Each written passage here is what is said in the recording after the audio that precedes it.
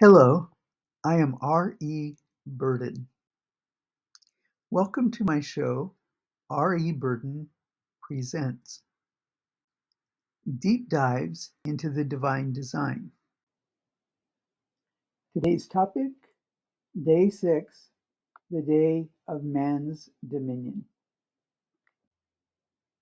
Foreshadowing the Day of the Great White Throne Judgment. Exactly what we want to dive into today. We're looking at some material called Day 6, the Day of Man's Dominion. Right. And it offers this, pretty unique key, I think, for unlocking some really fundamental scriptural ideas. Well, ideas to try and look past the surface, get beyond just the English words or modern cultural assumptions. The survey all had. Exactly, those filters. And try to grasp what this source calls the beauty of the divine design.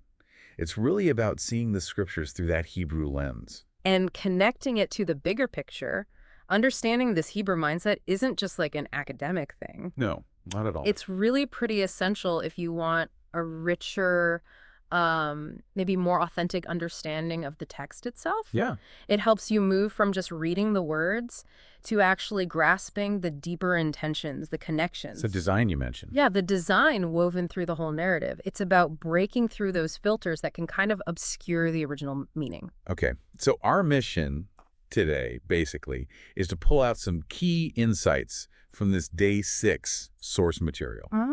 Insights that really highlight why this Hebrew way of thinking is so significant. So where better to start than the beginning, the creation account? Right, in Bereshith or Genesis, as most people know it. Yeah. And the source zeroes in on Day 6 of creation. Yeah. That's Bereshith chapter 1, verses 24 to 31. Okay. It talks about the creation of living creatures, livestock, things that crawl, beasts of the earth. And it makes a point of saying they were created according to their kind. Like their blueprint, almost. The source uses the term DNA. Sort of like that, yeah. Their inherent nature. And then this is where it gets really powerful, I think. Then comes the creation of humankind. Adham's kind, as the source puts it. Right. And the Creator says, we will make Adham's kind in our image, after our likeness. Wow. Yeah, that's a huge statement. Right away, it sets humanity apart. Totally. And it immediately brings in this concept of dominion. Dominion. Let's talk about that. Well, the text says they'll have dominion over the fish, the birds, the livestock, all the earth, every crawling thing.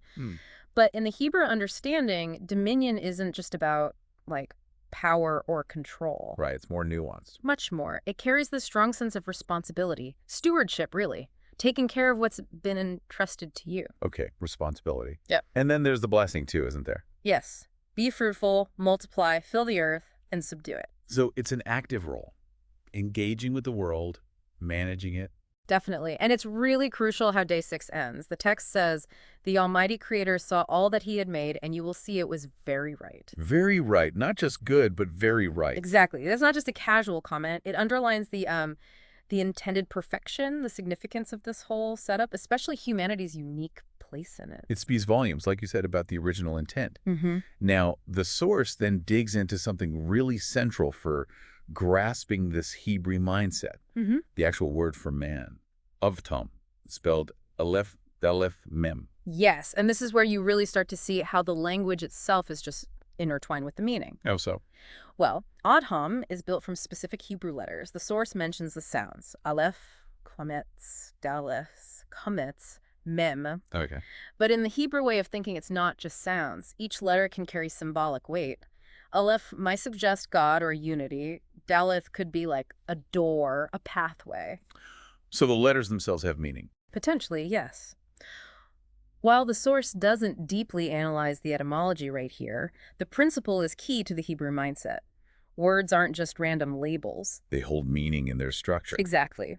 The idea is that the names themselves can reveal deeper truths about what they represent. It's a different way of seeing language. So Adham isn't just the name for the first human. It might actually hint at his nature, his purpose. That's the implication from this perspective, yeah. We tend to see a word as just an identifier. Sure. But the Hebrew mindset often sees a much deeper link between the word and the essence of the thing. Right. And that's why understanding some of these foundational Hebrew words can unlock layers you'd completely miss in translation if you weren't aware of this viewpoint. Okay, so we've got creation, humanity's role as stewards, and language itself holding deeper clues.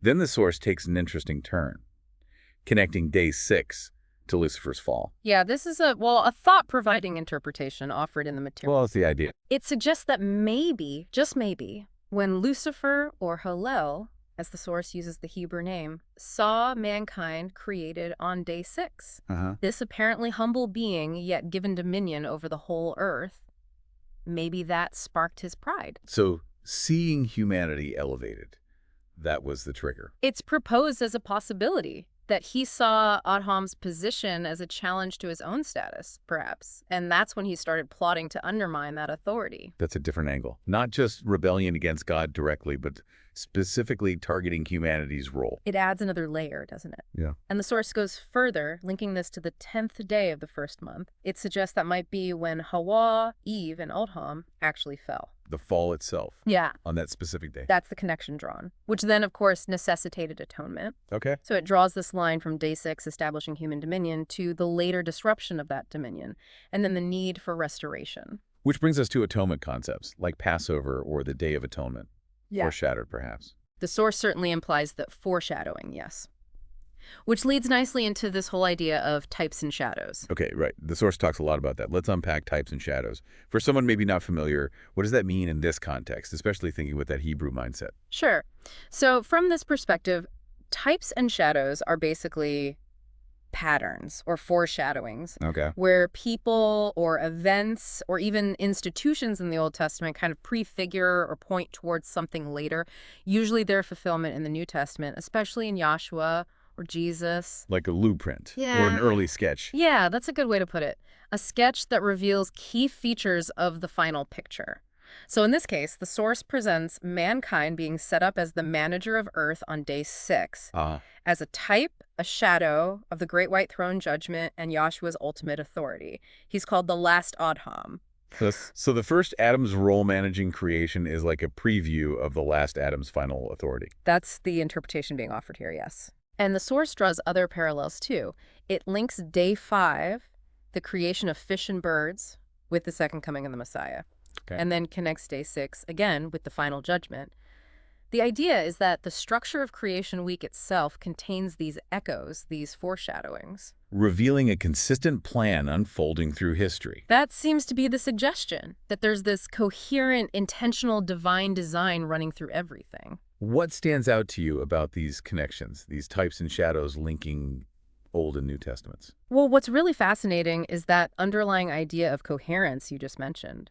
The source points out, for example, that the antecedent, the thing that comes before day 6, is day 3. Day 3, the land and plans. Exactly. The arrangement and preparation of the place, the land. And then day 6 is about creating the beings to live in and manage that prepared place.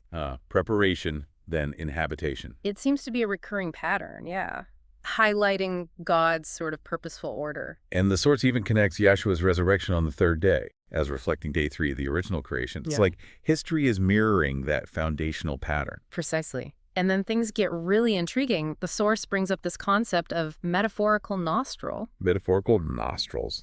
Okay, where's this going? Yeah, it sounds a bit strange at first. But it's used to draw a connection between day 3 and day 6 of both creation weeks, the original old creation and the new creation linked to Yahshua. How? Through the sense of smell.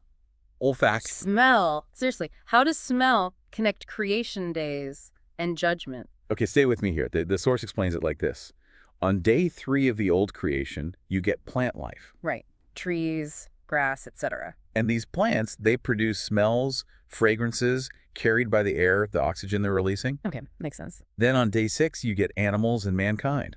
And these creatures would breathe in that oxygen, experience those aromas from day 3. I see the link. Breathing in the sense of day 3's creation. And it's reciprocal, right? The living beings exhale carbon dioxide. Which the plants then use. Exactly. So it's presented as this fundamental interconnectedness within creation, an olfactory landscape, if you will, linking these 2 key days. So the very breath, the life, is tied to the aromatic environment set up earlier. That's the idea presented. And then the source points out that nostrils actually appear in Scripture related to divine judgment. Judgment. How? It gives an example from Isaiah chapter 65, verse 5.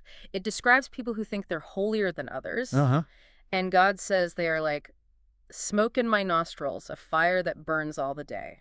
Wow, okay, that's a strong image. Smoke in the nostrils representing displeasure, judgment. So this sensory thing, smell, gets linked to both the flourishing of life and the consequences of going against the divine order. Okay, that ties olfaction to judgment. Fascinating. And this then leads into the concept of the spirit of fear of Yahuwah. The fear of the Lord. Right. The source calls this a crucial linchpin. A linchpin, meaning it connects major pieces.